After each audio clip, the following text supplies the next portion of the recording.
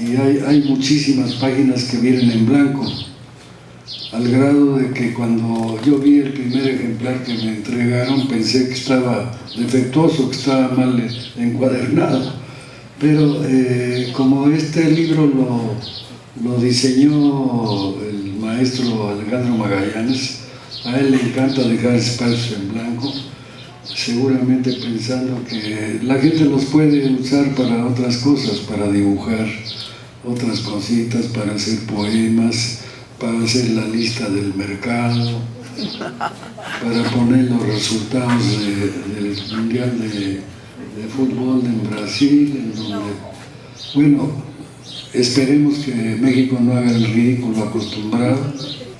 Entonces este es un librito que yo lo considero inofensivo porque con su lectura nadie se va a volver ateo.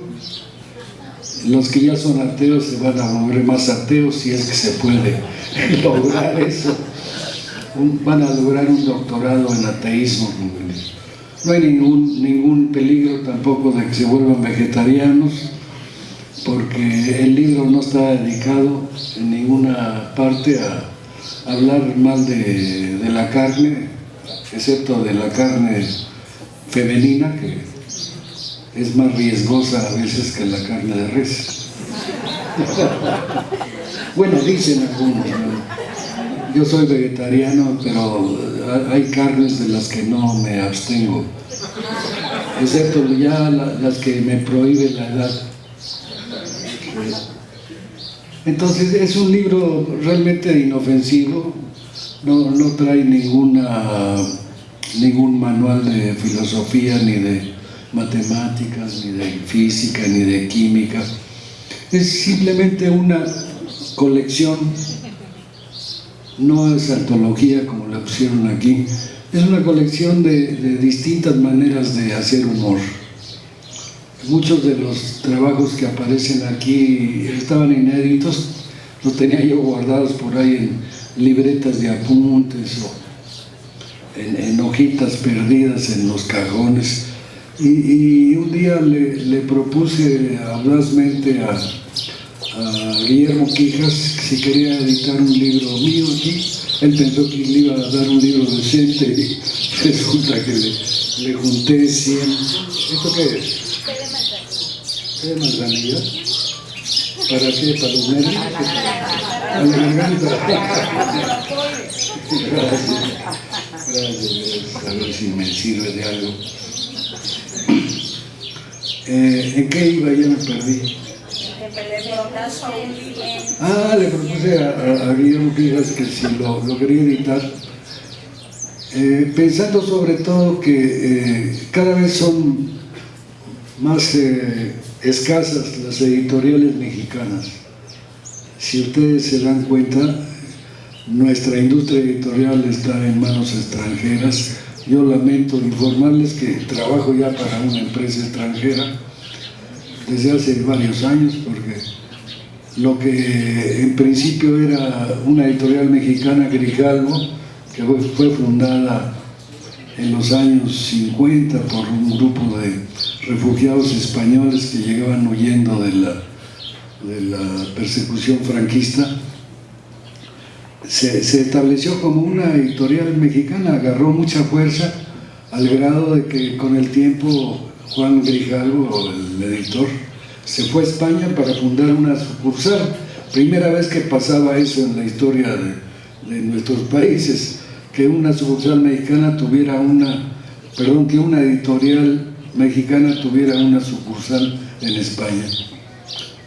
Y cuando ya empezaba también a aprender en España Grijalvo, resulta que la compró don Silvio Berlusconi, que tenía la editorial Mondadori. Al rato Mondadori la compró también una compañía norteamericana, Random House.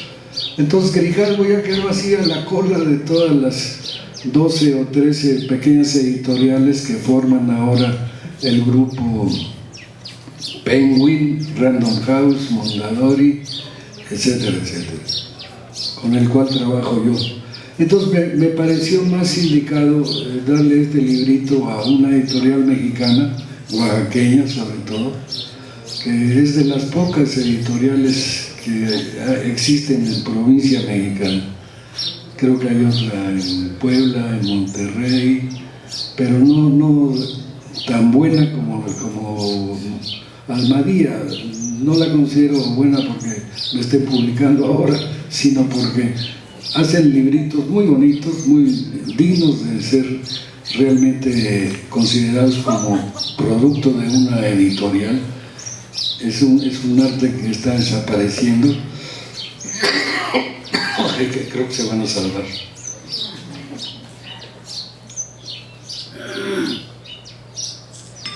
Mi mamá está viendo. Bueno, si no me alivio, me quemo por lo menos. Entonces, les estoy tratando de explicar que es un libro al que pueden acceder sin miedo. No se van a volver ni ateos, ni comunistas, ni vegetarianos, ni filatelistas, ni ¿qué otra cosa soy? Homeópata tampoco. Pero les garantizo que por lo menos se van a reír unas 5 o 6 veces. Si lo logran reír, ya vamos de ganancia.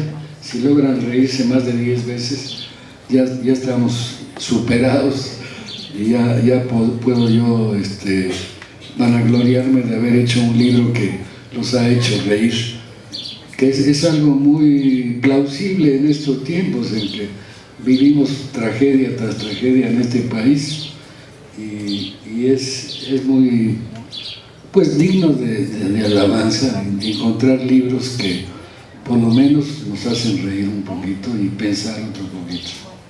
Tampoco van a dejar de ser católicos en su lectura.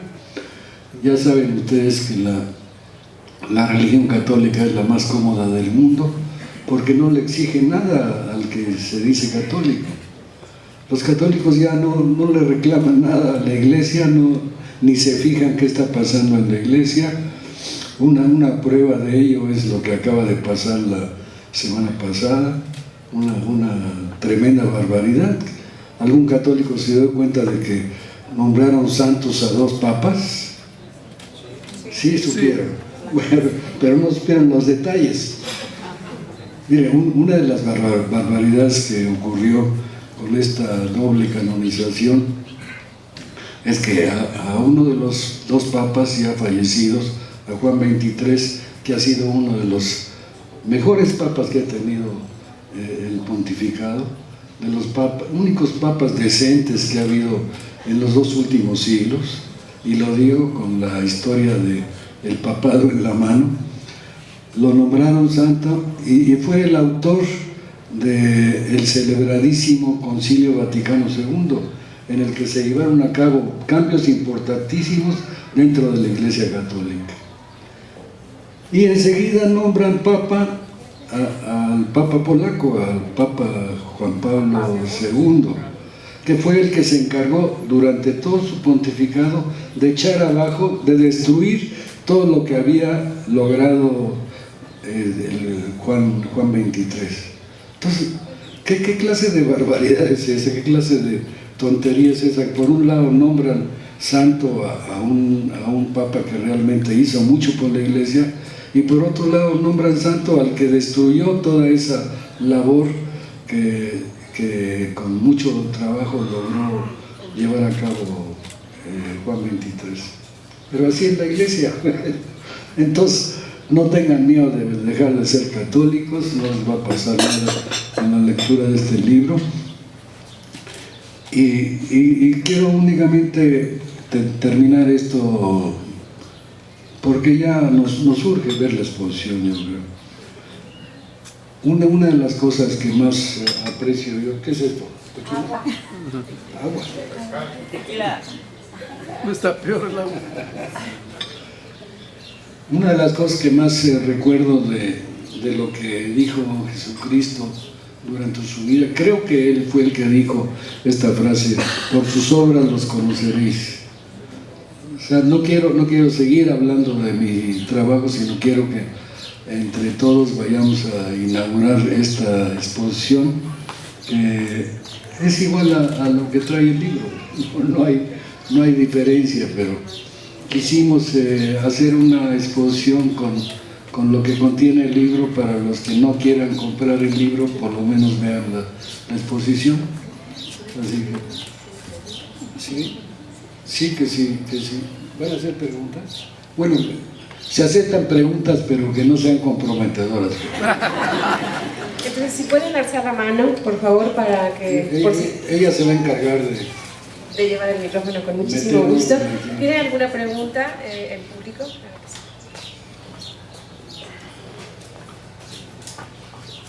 Bueno, una pregunta y un comentario. Primero, quiero destacar la labor tan trascendente que han sido sus libros, y no es la primera vez que se lo comento, pero es probable que sí así. No le hagan caso, en el sentido, es de mi familia. No, casi. Pero en el sentido de cómo ha contribuido a que temas que requerirían de una investigación exhaustiva o que su terminología es muy compleja, ha hecho que los tengamos a la mano de una manera didáctica y de una manera muy amena y agradable. Creo que quien puede manejar el humor es una persona muy inteligente. Tu pregunta es ¿qué ha sido de las acuarelas? Pues muy poca gente sabe que yo en mis ratos de ocio me pongo a pintar, a hacer acuarelas, a hacer acrílicos, algo así.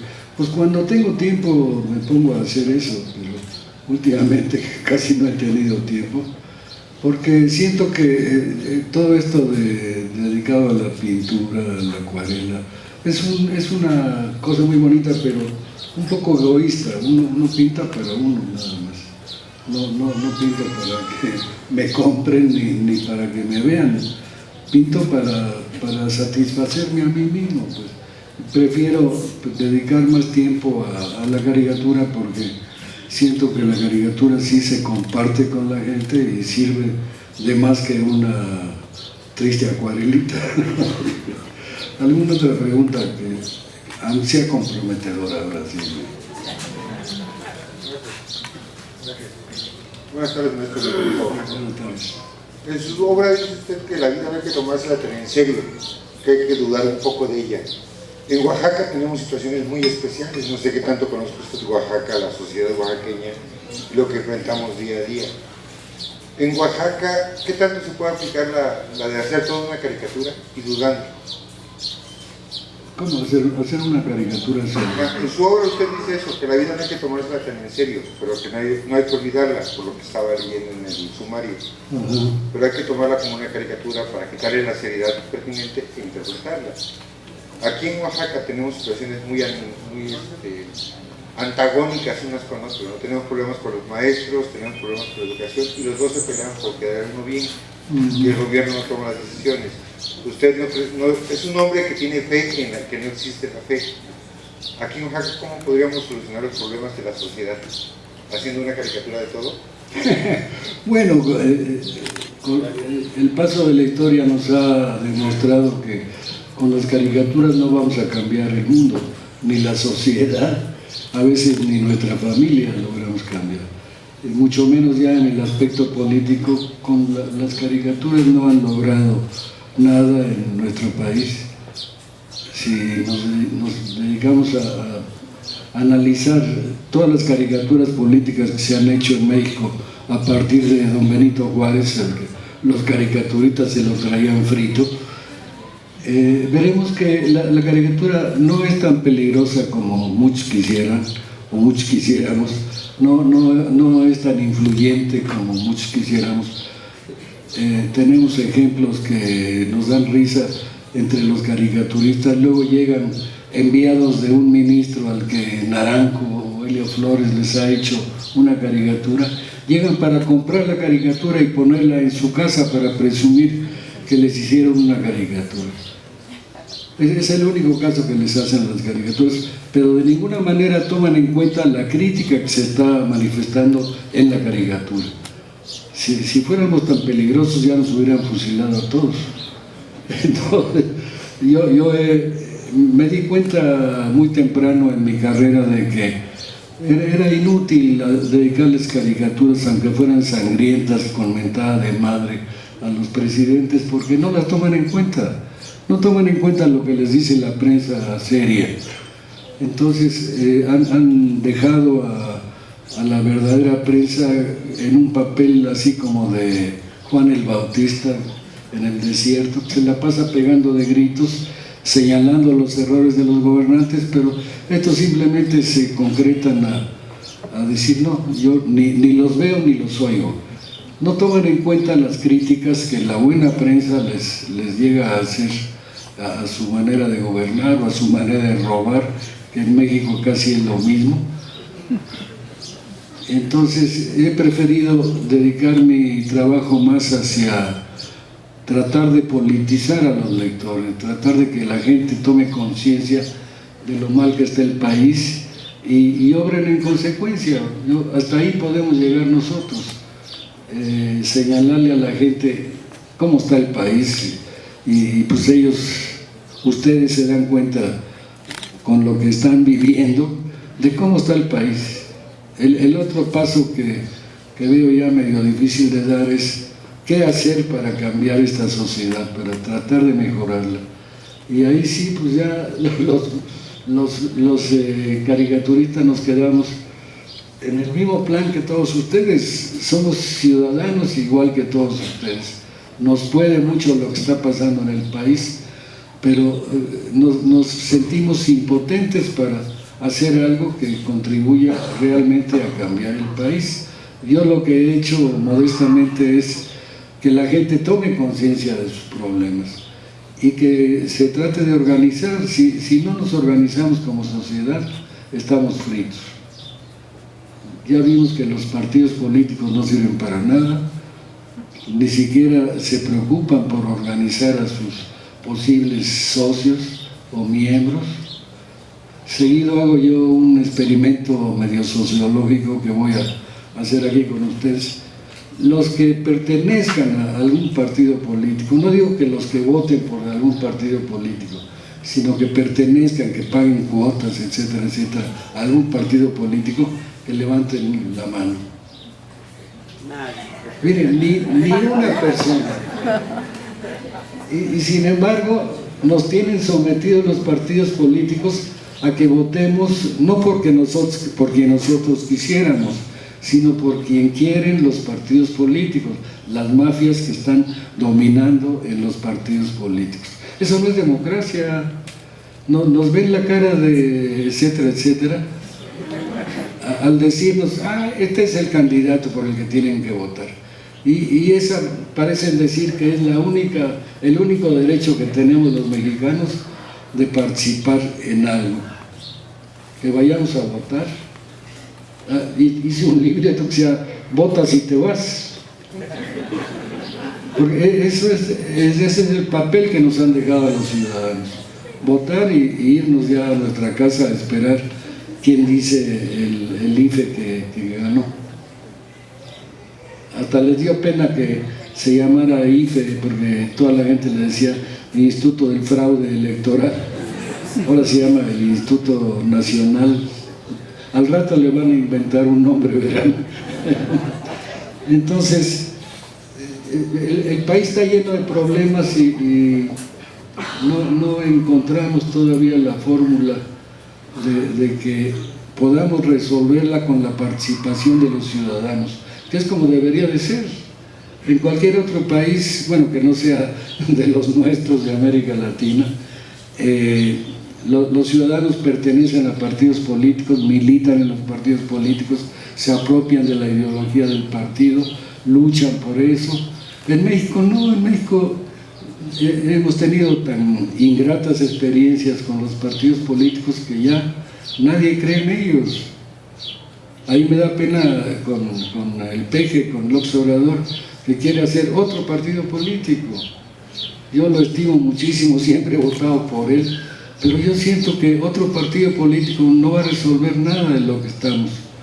Y por otro lado, vivimos una situación en que los dos caminos tradicionales que hay para cambiar algo en la sociedad están ya desechados en México. La violencia, obviamente, pues, ¿a quién se le ocurriría ahorita hacer unas guerrillas con la clase de ejército que tenemos ahora, que es totalmente pro-norteamericano y armado y ensayado y entrenado por Estados Unidos, pagado por Estados Unidos, yo creo también? Entonces, el camino de la violencia está descartado en México, definitivamente. Yo creo eso, por lo menos.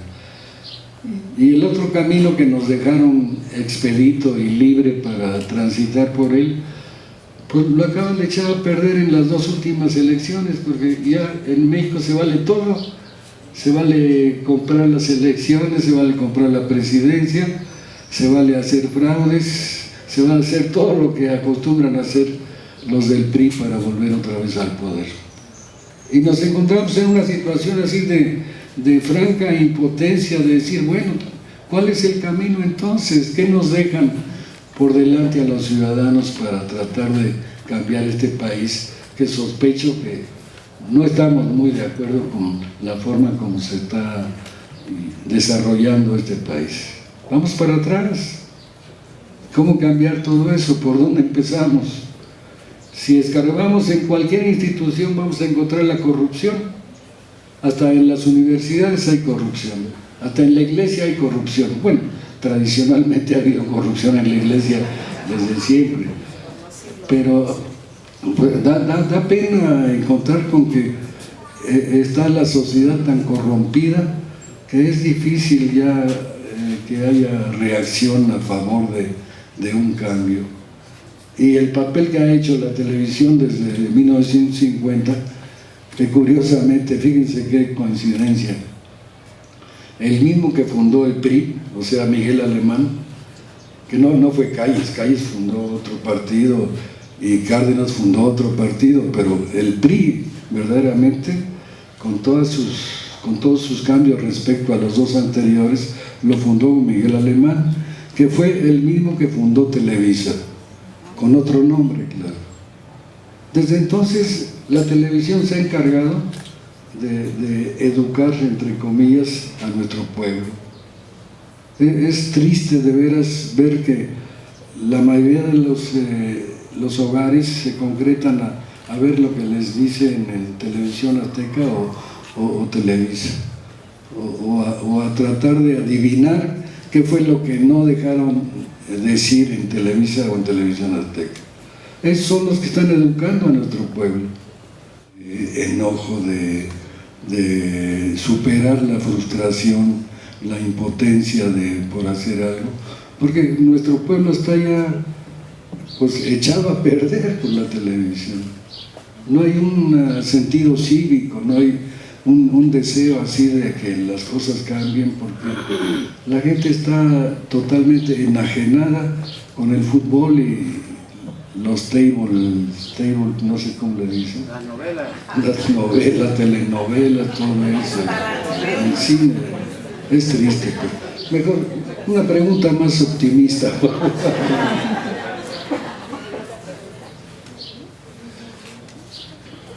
¿Alguien más desea recibir una pregunta? Yo quiero agradecer también al maestro Ríos porque yo tengo desde sus cuentos de los agachados y de todo aquello cuando estaba iniciando, y ha sido de veras una educación de parte de usted muy grande para la familia en realidad, porque nos ha dado mucho y espero que nos siga dando más, porque esto no se acaba hasta que se acaba, como dijeran, y sobre todo con estas pláticas tan bonitas que nos da, que aunque no pueda usted hablar ahorita, es un deleite oírlo. De veras, yo me estaría horas, y creo que todos los que estamos acá estaríamos horas escuchándolo. Lástima que no podemos por su estado de salud, pero que Dios nos los conserve mucho tiempo, aunque no seamos cristianos y aunque no seamos católicos, por todo lo que ya dijo usted, pero sí nos ha dado mucho y creo que nos va a seguir dando todavía más. Muchas gracias. ¿Quiere hacer alguna pregunta? No, David, gracias. Quiere dar la conferencia. Y más, no.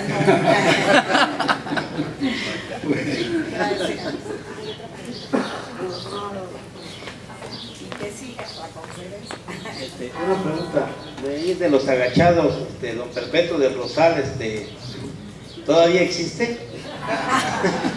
Hay como 600 perpetuos del Rosal en toda la República. Y calzón sí. El modelo pues de presidente municipal que según yo inventé, no lo inventé yo, lo copié de muchísimos presidentes municipales que hay en el país todavía. Sí. Y calzón sí. Nosotros llegó un momento en que pensamos que ya nos habíamos deshecho del PRI. No, hombre, ahí seguía y ahí sigue. Y amenaza con seguir más adelante, amenaza con que que no lo podamos desaparecer de nuestra historia. Si no hacemos algo, vamos a seguir sometidos al PRI. Pero estamos convertidos todos en agachados. Sí. Sí, pues, no. Deberíamos de protestar, de reclamar, de organizarnos para que las cosas cambien.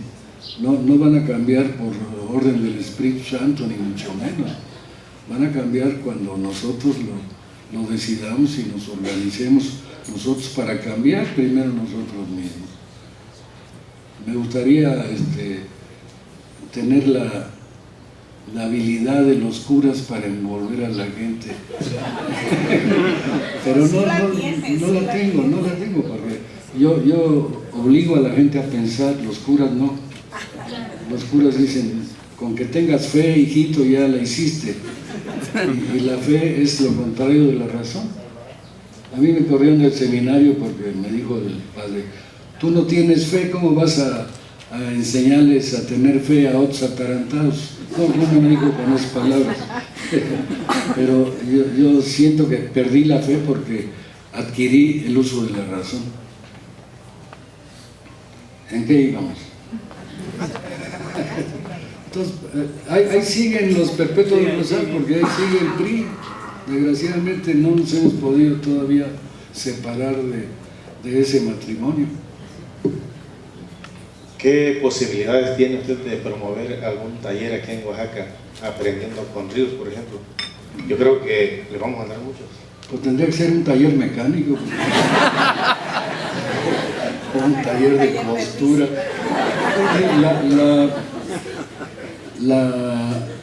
El humorismo no se puede enseñar, no se puede hacer una escuela, un taller de humoristas, porque no hay manera. Ya nace uno con ese defecto, igual que la poesía. La poesía no se puede enseñar, también ya cada quien trae dentro de sí el gusto por la poesía o las posibilidades de hacer poesía. Y el humor también, nace uno ya así, propenso a ver con los lentes que uno usa de otro color lo que no ve la mayoría de la gente. Se dice, los que han hecho estadísticas de eso, se dice que por cada 1.000.000 de habitantes hay un caricaturista. Bueno, un humorista gráfico, yo prefiero llamarlo así, porque caricaturista lo a veces el que hace nada más caricaturas de la gente y eso. Y esta pobre profesión de humorista gráfico, pues no tiene uno donde aprenderla. Nace uno con ciertas aptitudes y hay que desarrollarla. ¿Cómo desarrolla uno esas aptitudes? Leyendo. Yo lo que les recomiendo a todo el mundo es que lean lo más que puedan. Si quieren mejorar en su profesión, en su trabajo, tienen que leer y tienen que hacer que los niños sobre todo lean. En la lectura de los libros está muchas de las posibilidades de cambio que tenemos para nosotros y para la sociedad. Si no leemos, estamos perdidos, de verdad. ¿Hay algún tema o personaje dentro de su humorismo gráfico que usted haya querido abarcar, pero que hasta el momento no se le ha dado? Perdón, la primera parte de la pregunta. Que si hay algún no tema, ¿hay algún tema? ¿Tema? O personaje que dentro de su humorismo gráfico usted no haya tocado hasta este momento y que tenga probablemente la posibilidad de hacerlo en el futuro cercano? Pues se aceptan sugerencias. Yo tengo ya más de 100 libros hechos y ya me cuesta trabajo hallar un tema que no haya tratado. Hice más de 400 historietas y en ellas, sobre todo en los agachados, traté toda clase de temas religiosos, temas sexuales, temas científicos. Entonces se aceptan sugerencias.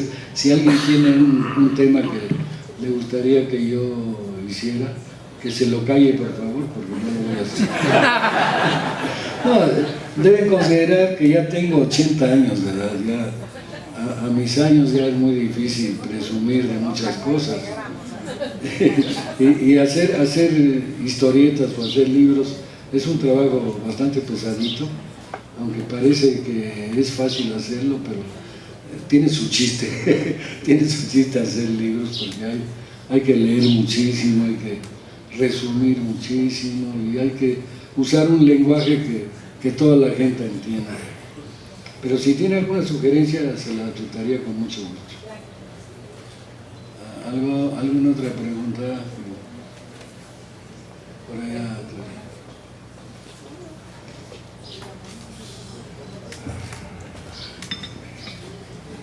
Hola, buenas tardes. Ríos, buenas tardes. Pues primero, gracias por acompañarnos.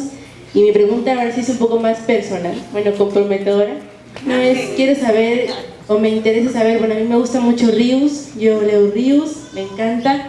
Y me gustaría saber qué es lo que lee Ríos, o qué autor le gusta, qué narrativa le gusta, algo más así. ¿Cuál es su lectura que usted practica? ¿Qué es lo que...? Perdón, algunas palabras no... ¿Qué lee Ríos? ¿Qué le gusta leer? ¿Qué leo? Pues leo de todo. Aquí en Oaxaca yo me siento así como en el reino de la lectura, porque casi me he comprado libros, porque he descubierto que hay 36 bibliotecas aquí en Oaxaca. Imagínense nada más eso. Y dos de las bibliotecas con las que ahora estoy casi emparentado son las Yago. Aquí encuentro todos los libros que yo busco para leer, sobre todo en la de literatura que está en la calle de Benito Juárez. Y descubrí también una biblioteca de la colonia norteamericana, que es la Oaxaca Lending Library. Nótese el inglés que me traigo este año. Y donde también puede uno sacar libros y se inscribe como usuario de la biblioteca. Y leo de todo. Tengo pues una lista de favoritos. Últimamente he estado leyendo mucho de Paul Auster, de Roberto Bolaño, de Kafka, no se diga, de Cortázar, de García Márquez. Sí, creo que le he leído todo a García Márquez, de Vargas Llosa. Bueno, hay para todos los gustos en literatura. Entonces, lo importante es empezar a acostumbrar a los niños a la lectura, separarlos un poco o bastante mucho de la televisión, separarlos también de los aparatitos estos que finalmente logran algo que ha logrado desgraciadamente Televisa, que la gente no piense. Con estos aparatitos creen que tienen toda la información, pero no la tienen pensada, la tienen ya hecha por quién sabe quién. No lo pueden aceptar a ciegas eso. La enseñanza, lo que aprende uno, lo aprende razonando lo que está uno leyendo. Pero en estas tabletitas que hay en los aparatos de computación, le dan a uno ya todo hecho. Se les recomienda a los niños que no usen eso para hacer sus tareas, pero pues les cuesta mucho menos trabajo que ir a una biblioteca y averiguar por sí mismos lo que les pidió el maestro. Es muy difícil competir con la televisión en estos casos. Maestro, buenas tardes. Una pregunta. ¿Qué idea tiene usted acerca de Hay una crítica que dice que en Oaxaca, aunque es incipiente, pero hay una vida cultural muy fuerte, pues, ¿verdad? Entonces yo quisiera saber su opinión acerca de la situación cultural que vive sobre todo la ciudad de Oaxaca. ¿Cuál sería su opinión, maestra? Bueno, una de las cosas que me tienen de veras loco de estar viviendo en Oaxaca es que hay unas posibilidades culturales enormes aquí.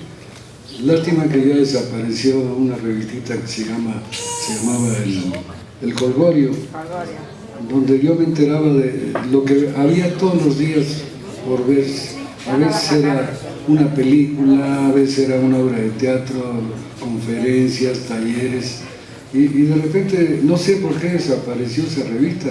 Este mes que debía haber salido ya no salió, pero me tenía a mí sorprendido, la vida cultural que se da en esta ciudad de Oaxaca. Es increíble, de verdad. No he conocido otra ciudad de la República, quizá un poco Jalapa o un poco Puebla también, donde las universidades juegan un papel muy importante. Aquí lo ha organizado casi todo esto la iniciativa privada. El maestro Toledo es culpable de buena parte de toda esta vida cultural que hay aquí. El otro culpable es Harpelú y gente así por el estilo, que están dedicadas a dar todo por su ciudad y por hacer que esto no desaparezca como vida cultural, sino que se siga enriqueciendo día con día. Qué bueno que haya esto aquí en nuestro país, porque en otras ciudades de la República esto no existe. Es difícil encontrar una ciudad con tanta cultura, con tanta vida cultural como Oaxaca. Y hay que protegerla, hay que usarla y hay que defenderla, yo creo. Bueno, y ahora sí, un comentario. una última. No, sería la penúltima. Maestro Ríos, en primer lugar lo felicito porque lo he visto en varios foros aquí en Oaxaca. Ya hizo referencia de la literatura que usted ha leído, y eso nos va a servir mucho, nos va a servir como un impulso. Pero tengo una pregunta para usted, que espero que a nadie le sirva como molestia. ¿Qué tipo o clase de ente diabólico movió a usted para escribir el mito guadalupano? Gracias. ¿Lo dice en plan de broma o es?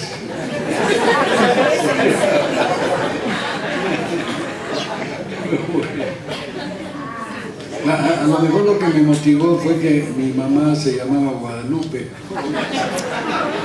y yo me interesó mucho por ver cuál era el origen de la Virgen de Guadalupe. Me enteré que el origen de la Virgen de Guadalupe venía de España, que allá había otra Virgen de Guadalupe, y cuando tuve oportunidad de ir a España me apersoné en el santuario de Guadalupe, que está en Extremadura, y fui a visitar la iglesia. Estuve recorriendo toda la iglesia, estuve hablando con uno de los curas encargados de eso, y me preguntaba, bueno, ¿usted de dónde viene? Le digo, de México, allá tenemos también una Virgen de Guadalupe. Sí, a copiones, la de nosotros fue la primera. Entonces me puse a investigar la historia no publicada de la Virgen de Guadalupe, que es un tema pues que en México como que la gente no quiere hablar de eso. Y encontré pues con la triste realidad que los españoles inventaron la Virgen de Guadalupe para ayudar a la evangelización de este país.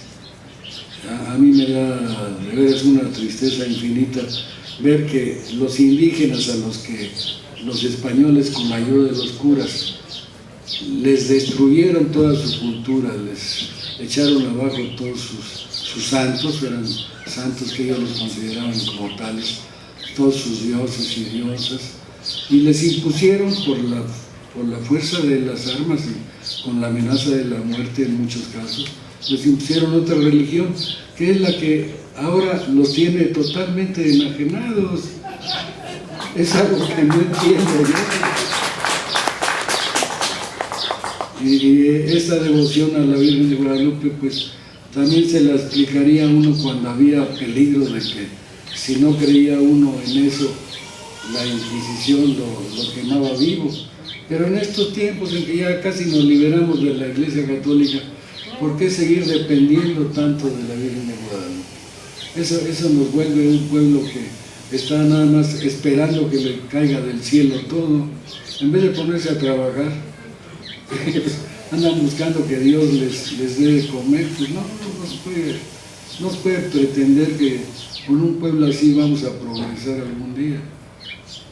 El día que este país deje de ser católico, y lo digo sinceramente, vamos a mejorar muchísimo.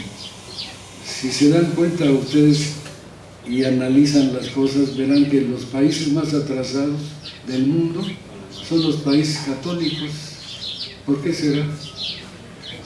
¿Y por qué será que las vírgenes no se aparecen en países que no son católicos? Donde harían más falta. ¿Por qué no se ha aparecido una virgen en China o en Japón? La gente está olvidando, se está olvidando del uso de la razón. Todos lo aceptan como se los dice en la televisión o los curas, y eso hay que combatirlo. ¿Y cómo se combate?